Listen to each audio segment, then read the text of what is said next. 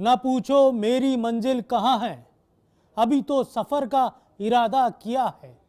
न हारूंगा हौसला उम्र भर, ये मैंने किसी से नहीं खुद से वादा किया है।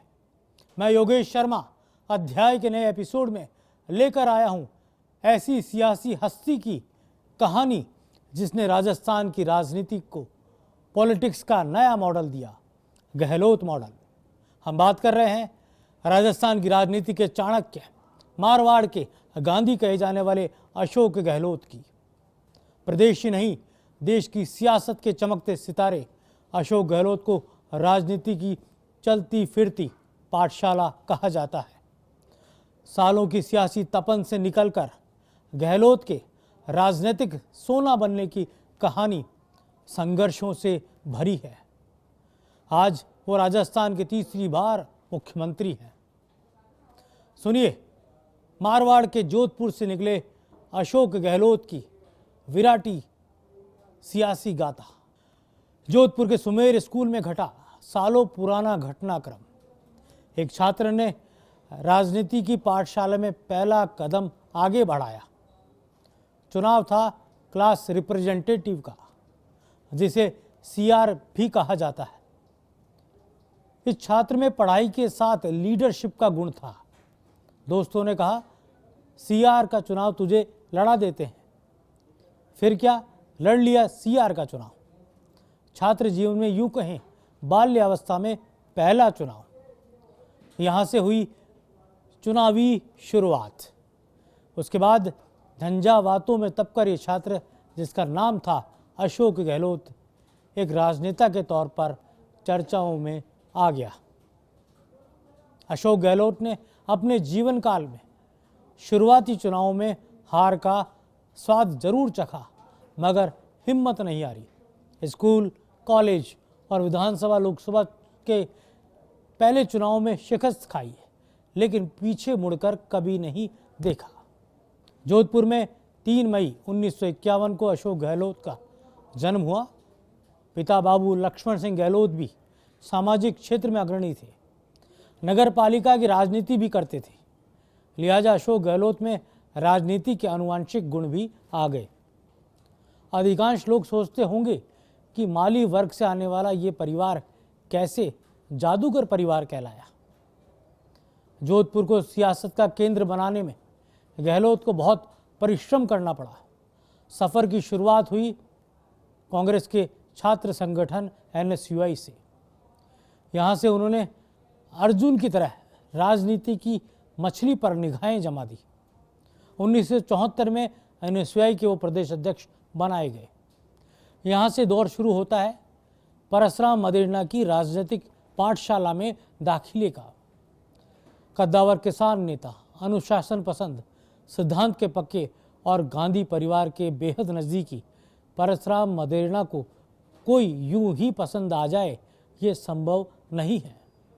उन्होंने पारखी सियासी नज़रों से गहलोत के अंदर सियासी कुव्वत को पहचान लिया। आपातकाल के बाद 1980 के लोकसभा चुनाव में जब इंदिरा गांधी को जोधपुर से अच्छे जिताऊ चेहरे की तलाश थी, तब परसराम मदेरणा ने गहलोत के नाम पर रजामंदी दे दी। संजय गांधी भी अशोक गहलोत को पसंद करते थे। हालांकि इससे पहले गहलोत को युवा नेतृत्व के तौर पर जोधपुर शहर कांग्रेस कमेटी का अध्यक्ष बना दिया था। ये पहली सियासी जादूगरी थी जिसमें गहलोत ने सफलता पाई। कारण साफ है, जोधपुर में उस जमाने में कांग्रेस का वोट बैंक साफ तौर पर जाट, बिश्नोई, ब्राह्मण और दलित हुआ करता था। ओबीसी के तौर पर जाट ही प्रभावी थे, जबकि माली जाति के लोगों का जनसंघ के प्रति रुझान था। ऐसे में माली वर्ग के एक युवा चेहरे को जाट प्रधानता वाले लोकसभा क्षेत्र जोधपुर में चुनाव लड़ा दिया जाए, यह किसी से अचरज से कम नहीं था। वो कांग्रेस में जहां जाट नेताओं की तूती बोलती थी। इंदिरा गांधी, राजीव गांधी और नरसिम्हा राव की सरकार में गहलोत मंत्री बने। सांसद बनने के बाद उनने नई ऊंचाइयों को छुआ। गहलोत ने एक बार विधानसभा और एक बार 1990 में लोकसभा का पहला चुनाव में शिकस्त खाई। लोकसभा चुनाव हारे जसवंत सिंह से। जोधपुर के जयनारायण व्यास, बरकतुल्ला खान की फहरिस्त में वो शुमार हुए। केवल 34 साल की आयु में प्रदेश कांग्रेस कमेटी के अध्यक्ष और फिर सांसद रहते हुए 1998 में राजस्थान के मुख्यमंत्री पद तक पहुंचे।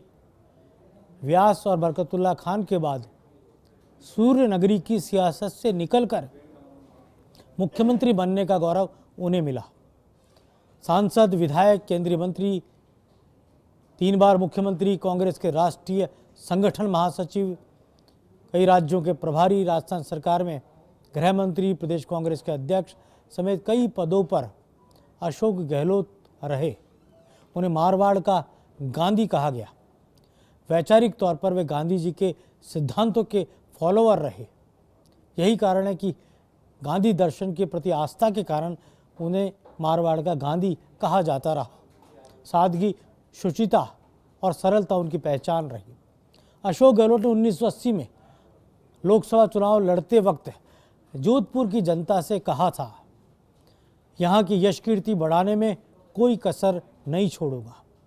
आप लोगों की मान मर्यादा में कोई कमी आए ऐसा कोई कार्य नहीं करूंगा। यदि ऐसा किया तो जोधपुर वासी मुझे चाहे जो सजा दे सकते हैं। 1980, 1984, 1991, 1996, 1998 का लोकसभा चुनाव उन्होंने जीता। केवल एक लोकसभा चुनाव वो हारे थे जसवंत सिंह से। पहला विधानसभा चुनाव हारे थे माधो सिंह से। अशोक गहलोत अपने सियासी कैरियर में खास तौर पर जोधपुर की राजनीति में जयनारायण व्यास, बरकतुल्ला खान, मथुरादास माथुर सरीके नामचीन सियासी शख्सियतों के नामों को ऊंचा करने का ही काम किया। केवल 34 साल की आयु में प्रदेश कांग्रेस कमेटी के अध्यक्ष वो बनाए गए और फिर सांसद रहते हुए 1998 में मुख्यमंत्री के पद तक वो पहुंचे। जयनारायण व्यास और बरकतुल्ला खान के बाद सूर्य नगरी की सियासत से निकलकर मुख्यमंत्री बनने का गौरव उन्हें मिला।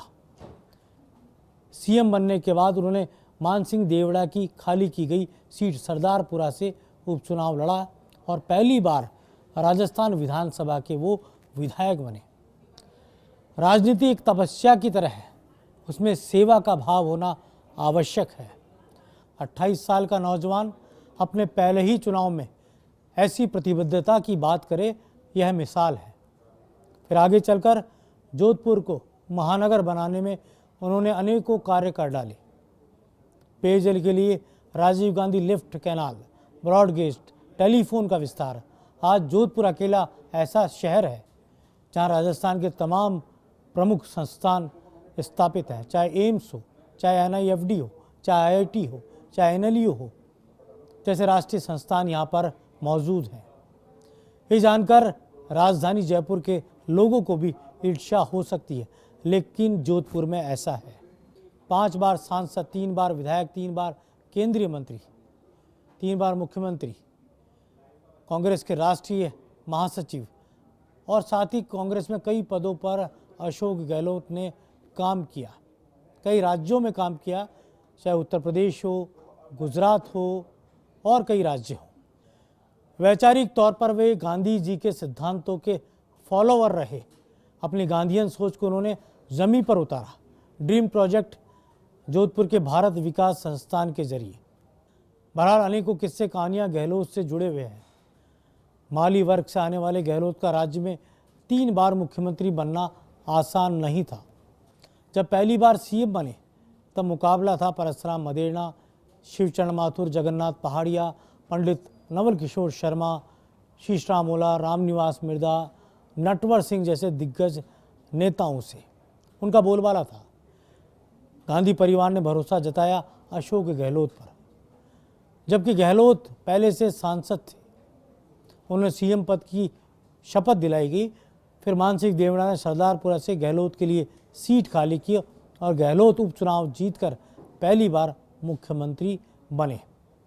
दूसरी बार और तीसरी बार भी मुख्यमंत्री बनते वक्त उनके सामने कई दिक्कतें थी, तब भी दिग्गजों को पछाड़ा और अशोक गहलोत ने मुख्यमंत्री के पद तक पहुंचे। राजस्थान की राजनीति में अशोक गहलोत सियासत के महामानव हैं। उनकी राजनीतिक सोच के बारे में कोई अंदाज़ा लगा नहीं सकता। उनके लिए कई बातें प्रचलित है। अगर वो कंधे के एक हिस्से पर हाथ रखते हैं तो उसका मतलब दूसरा होता है, और कंधे के दूसरे हिस्से पर हाथ रखते हैं तो उसका मतलब भी दूसरा लगाया जाता है। तीसरी बार जो मुख्यमंत्रित्व का काल अशोक गहलोत का रहा, वो झंझावातों से भरा हुआ कार्यकाल था। कांग्रेस के अंदर बगावत हुई, सचिन पायलट कैंप ने बगावत की और सचिन पायलट के समर्थक विधायक अशोक गहलोत के खिलाफ जाकर मानेसर में बैठ गए। ये वह दौर था जब मध्य प्रदेश में भी भारतीय जनता पार्टी के नेताओं ने रणनीतिक तौर पर ज्योतिरादित्य सिंधिया से हाथ मिला लिया था, और वहाँ भी कमलनाथ सरकार संकट में आ गई थी। अशोक गहलोत ने अपनी सरकार बचाने के लिए, कहा जा सकता है कि एक पूरी रणनीतिक बिछात बिछाई। सबसे पहले उन्होंने अपने कुनबे को एक रखा, और दूसरा काम वो किया कि कैसे उन्होंने दिल्ली के मानेसर पहुंचने वाले कुछ विधायकों को रोक दिया, चाहे वो दानिश अबरार हों, चाहे वो चेतन डूडी हों, चाहे वो कहा जा सकता है कि रोहित बोरा सरी के नेता हों। लेकिन ये ज़रूर था कि कांग्रेस पार्टी को एक धक्का लग चुका था। अशोक गहलोत ने जयपुर में होटल फेयरमाउंट में अपने समर्थक नेताओं की बाड़ेबंदी की। 100 से भी अधिक विधायक और निर्दलीय जिनमें शामिल थे, बीएसपी से आए हुए 6 विधायक भी शामिल थे, और साथ ही वो तमाम चेहरे जो कांग्रेस पार्टी के दिल्ली से जुड़े हुए थे, जो राजस्थान में केवल सरकार बचाने के लिए इमीडिएटली जयपुर पहुंचे और उन्होंने अशोक गहलोत का साथ देने के लिए यहीं पर डेरा डाल लिया। अशोक गहलोत का ये कैंप न केवल जयपुर में चला, बल्कि इसके बाद जैसलमेर में भी इसी तरह की बाड़ेबंदी देखने को मिली। और लंबी जद्दोजहद के बाद गवर्नर हाउस पर विधायकों के शक्ति प्रदर्शन के बाद आखिरकार सचिन पायलट कैंप से समझौते के बाद राहुल गांधी, सोनिया गांधी, प्रियंका गांधी के दखल के बाद अशोक गहलोत अपनी कांग्रेस की सरकार को बचाने में कामयाब हो गए।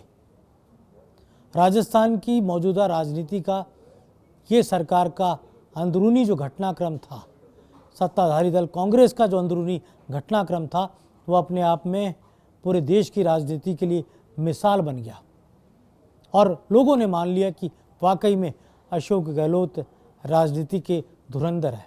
उसका कारण था, सबसे पहली बात, कि अशोक गहलोत को विरोधी धड़ के पूरे तमाम रणनीतिक कूटनीतिक फैसलों की जानकारियां पल पल की मिलती रहती थी, और यही कारण रहा कि अशोक गहलोत को अंदाज़ा लग गया कि आखिर कैसे उन्हें अपनी सरकार को बचाना है। इतना ही नहीं, जानकार ये भी बताते हैं कि अशोक गहलोत ने विरोधी दल भारतीय जनता पार्टी में भी सेंध लगा दी थी, और तकरीबन 10 से 15 ऐसे विधायक उन्होंने तैयार कर लिए थे जो किसी भी वक्त बीजेपी छोड़कर उनके साथ आ सकते थे। इस तरह की जानकारी भी सूत्र बताते हैं कि अपनी सरकार को बचाने के लिए तमाम तैयारी अशोक गहलोत की थी। तो यूँ कहा जा सकता है कि राजनीति के जादूगर कहे जाने वाले अशोक गहलोत के लिए ये जो कठिनाई भरी जादूगरी थी, इससे उन्होंने कैसे पार पाई। लोग सोचते हैं कि वो खुद भी जादूगर हैं और उन्हें जादू दिखाना आता है, लेकिन ऐसा नहीं है। अशोक गहलोत ने अपने जीवन काल में केवल एक बार ही जादू दिखाया है। उन्हें कागज़ से फूल बनाना आता है और साथ ही मोमबत्ती को बनाना आता है, लेकिन अपने पिता लक्ष्मण सिंह की तरह जादूगरी का पूरा पाठ उन्होंने नहीं सीखा। लेकिन राजनीति का पूरा पाठ और राजनीतिक जादूगरी और उसका चातुर्य अशोक गहलोत से बढ़कर इस राजस्थान में अब तक कोई नहीं हुआ। यही कारण है कि कि अपने समाज से केवल इकलौता विधायक बनने के बावजूद अपनी पार्टी की सरकार में मुख्यमंत्री के पद तक पहुंचना ये वाकई में अचरज भरा कहा जा सकता है। लेकिन राजस्थान की राजनीति में अशोक गहलोत ने अनेकों ऐसे काम किए जो दलगत राजनीति से ऊपर उठकर रहे। बात भैरव सिंह शेखावत की करें, जब उनका निधन हुआ, हमारे राजस्थान के बड़े नेता रहे, मुख्यमंत्री रहे और बाद में वो उपराष्ट्रपति के ओहदे तक पहुँचे। और जब कहा जा सकता है कि उनका निधन हुआ तो पूरे देश में ही शोक की लहर थी और राजस्थान में विशेष तौर पर थी। अशोक गहलोत उस वक्त राजस्थान में मुख्यमंत्री थे। उन्होंने पूरे शेखावत परिवार को ढांढस बंधाने के लिए बिना पल गवाए उनके लिए ये कहा जा सकता है कि शोक की इस घड़ी में उनके साथ खड़े रहे। इतना ही नहीं, दलगत सियासतों और सीमाओं को लांघकर उन्होंने शेखावत परिवार की इच्छा के अनुसार जहां पर भैरव सिंह शेखावत के पार्थिव देह का अंतिम संस्कार किया गया था, उस विद्यानगर स्टेडियम का आधा भाग उन्होंने भैरव सिंह शेखावत की स्मृति में समाधि स्थल के तौर पर राजस्थान सरकार की ओर से पूरी कागजी कार्रवाई के साथ उस समाधि स्थल और ट्रस्ट के नाम वो पूरा भूभाग कर दिया। ये कहा जा सकता है कि एक श्रद्धांजलि अशोक गहलोत की ओर से बीजेपी के और जनसंघ के उस विराट महापुरुष के नाम थी जिसने राजस्थान में भारतीय जनता पार्टी की पहली सरकार बनाई थी। लेकिन कई बार ऐसा होता है कि दलगत सियासत से परे जाकर कई फैसले ऐसे लेने पड़ते हैं जो आपकी राजनीति के अंदर माइलस्टोन बनते हैं और मील का पत्थर साबित होते हैं। अब बात उस बात की भी कर लें जब अशोक गहलोत के जीवन में, राजनीतिक जीवन में वो भूचाल आया जब कांग्रेस की सरकार नहीं बनी और कांग्रेस मात्र 21 विधायकों तक सिमट कर रह गई। अशोक गहलोत खुद तो चुनाव जीते, लेकिन एक दाग उनके राजनीतिक कैरियर पर यह लग गया और इस दौरान वो राजनीति में एक कहा जा सकता है कि नेपथ्य में चले गए। उसी दौर में गुजरात का चुनाव सामने आता है और अशोक गहलोत को गुजरात में प्रभारी बनाकर भेजा जाता है। अहमद पटेल ये प्रयोग करते हैं कि गुजरात अशोक गहलोत को भेजा जाना चाहिए और इस बात के लिए वो गांधी परिवार को मनाते हैं। अशोक गहलोत को जिम्मेदारी दी जाती है और ये कहा गया है कि उस दौर में जहां गुजरात में नरेंद्र मोदी का सूर्य अस्त नहीं होता था, वहां पर उन्होंने बहुत ही चुनौतीपूर्ण तरीके से भारतीय जनता पार्टी को घेरने का काम किया। या यूं कहें कि उन्होंने ऐसा चुनाव लड़ा कि बीजेपी वहां पर चकित रह गई। पाटीदार मूवमेंट भी उस दौरान गुजरात में चल रहा था और अशोक गहलोत पूरे गुजरात के हर गांव-गांव तक पहुंचे, हर ढाणी तक पहुंचे। पूरे राजस्थान के अपने प्रमुख समर्थकों को वहाँ उन्होंने तैनात किया और अशोक गहलोत ने ही राहुल गांधी को मंदिर देवरों तक की ढोक लगवा दी और कहा जा सकता है कि सॉफ्ट हिंदुत्व का संदेश देने का प्रयास भी गुजरात की उस चुनावी धरती पर उस दौरान किया गया। कांग्रेस चुनाव नहीं जीती, लेकिन ये ज़रूर है कि कांग्रेस ने उस चुनाव में भारतीय जनता पार्टी के लिए दिक्कतें पैदा की और बीजेपी के गढ़ों में सेंध लगाने का काम किया और मजबूती के साथ भारतीय जनता पार्टी को वहाँ पर चुनौती दी और बीजेपी को बहुमत तक नहीं पहुँचने दिया। ये अलग बात है, कांग्रेस की सरकार नहीं बनी और आगे चलकर भारतीय जनता पार्टी की वहाँ सरकार बनी, लेकिन अशोक गहलोत इस घटना से चमक गए और अब तक नेपथ्य में थे और फिर मुख्य धारा में वो आ गए। बाद में राज्यसभा के चुनाव में अहमद पटेल की जीत भी अपने आप में एक नया इतिहास रचने का काम कर गई। अशोक गहलोत सोशल इंजीनियरिंग के मास्टर हैं और यही कमाल उन्होंने गुजरात के उस चुनाव में किया था। अशोक गहलोत के सियासी जीवन को समझने के लिए अध्याय का एक पाठ काफ़ी नहीं है। बहरहाल अध्याय में आज इतना ही। फिर हम आपके सामने होंगे एक नए सियासी विराटी गाथा के साथ, एक नई सियासी कहानी के साथ अलविदा। धन्यवाद।